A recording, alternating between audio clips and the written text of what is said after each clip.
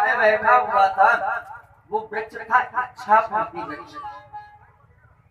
भयंकर जंगल था, उस जंगल में कोई आता जाता नहीं था, पता नहीं कुछ संयोग बस वो वहां पर पहुंच गया।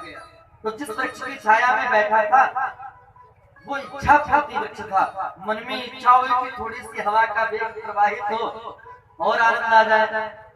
इच्छापूर्ति वृक्ष था, मन में जैसे भाव आया वैसे हवा बह पड़ी, बढ़िया शीतल मंद सुगंधित वायु का वेग बहा, आनंद आ गया। बड़ी जोर की प्यास लग रही थी, मन में विचार आया कि यदि बढ़िया सा जल मिल जाता, ठंडा ठंडा शीतल, क्या कहना और आनंद आ जाता। अब जैसे मन में भाव आया, इच्छापूर्ति वृक्ष हवा में तैरते हुए नाना प्रकार के पेय पदार्थ उसके सम्मुख उपस्थित हो गए।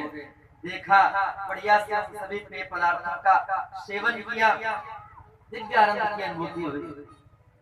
थोड़ी देर बाद क्योंकि चल करके आ रहा था, बड़ी जोर से थकावट दूर थी, क्षुधा सताने लगी, भूख लगी जोर की। विचार किया यदि कहीं से बढ़िया भोजन मिल जाता तो क्या कहना और आनंद आ जाता।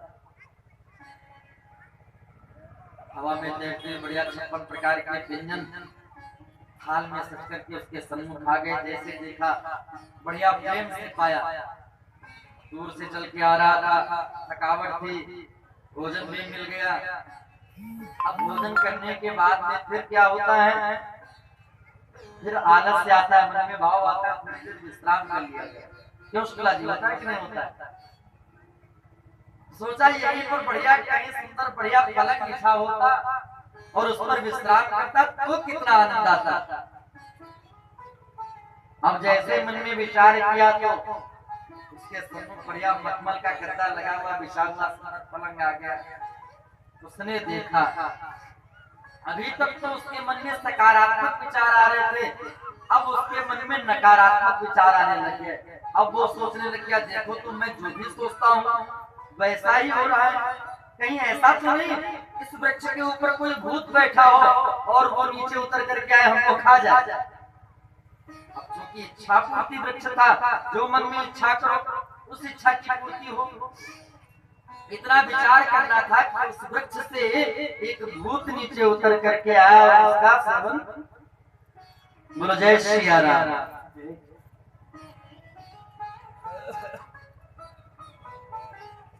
तो ये सुरतरु, ये जो कल्प वृक्ष स्वर्ग का कल्प वृक्ष है, उसकी छाया में बैठ करके आपके मन में जो भी भाव आएगा, चाहे उसमें आपका हित छिपा हो चाहे अहित छिपा हो, वो आपके साथ में होगा। लेकिन ये जो कल्प वृक्ष है, इसकी छत्र छाया में जब हम बैठेंगे तो यहाँ पर बैठ करके हमारा हित ही होगा, कभी अहित नहीं हो सकता है। ये इसकी विशेषता है। गोस्वामी तुलसीदास जी महाराज रामचरितमानस की रचना। रामचरितमानस अर्थात मन में श्री रामचरित्र की स्थापना करना। श्री रामचरितमानस का पहला शब्द क्या है? वर्ण।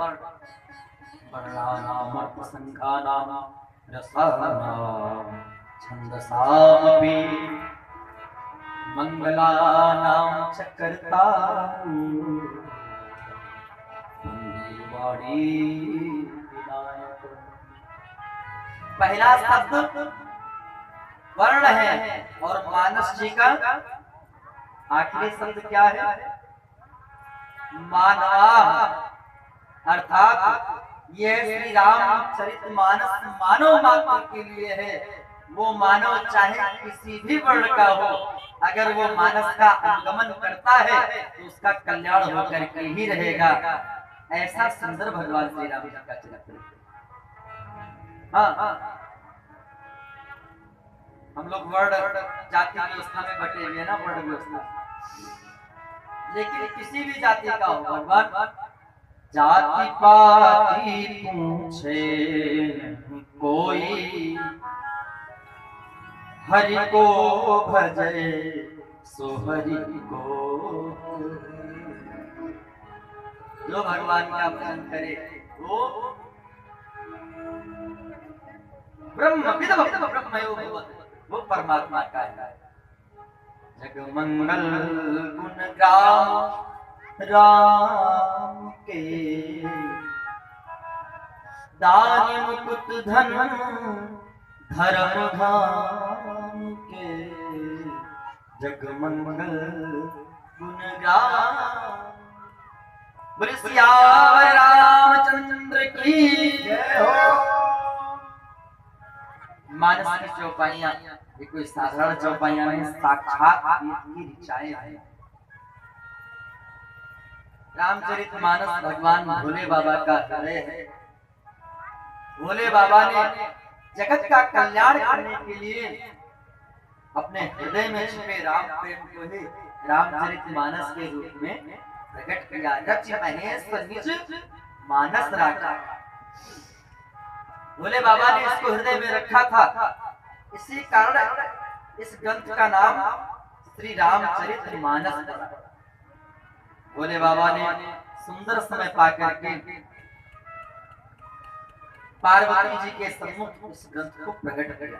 पाए सुसमो शिवासन आखा, रचि महेश निज मानस राखा।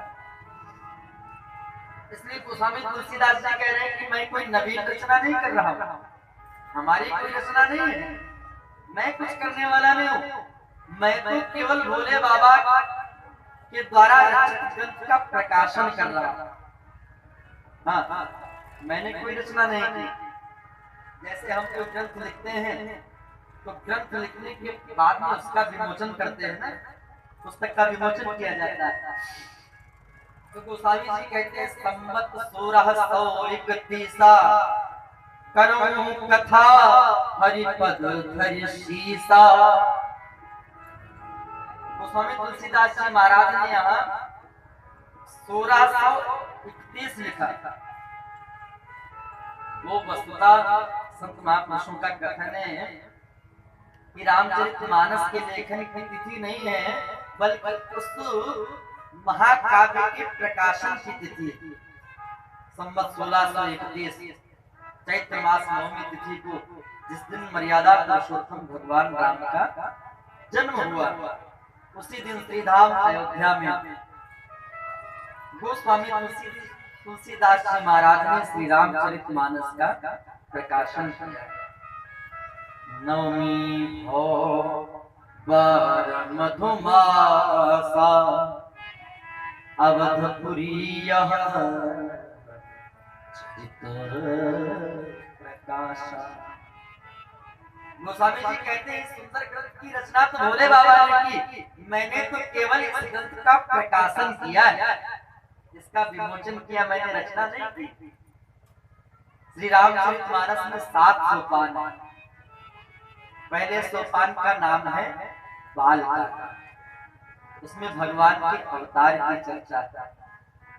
भगवान का अवतार कब होता है, क्यों होता है, कैसे होता है, किन कारणों से भगवान का अवतार होता है, ये समस्त चर्चाएं बाल कांड में। अतः बाल कांड को हम अवतार कांड कहते हैं। दूसरे कांड का नाम है अयोध्या कांड। ये व्यवहार कांड है। हमारा व्यवहार अपनों के प्रति कैसा हो, इसका ज्ञान हमें अयोध्या कांड में होता है। भाई का भाई से कैसा व्यवहार हो, पिता पुत्र का कैसा व्यवहार हो, पति पत्नी का कैसा व्यवहार हो, इन सब की चर्चा अयोध्या कांड में है। अतः अयोध्या कांड व्यवहार कांड। तीसरे कांड का नाम है अरण्य कांड। ये उद्धार कांड। इसमें भगवान ने दिखाया कि जीव का उद्धार कैसे करते हैं।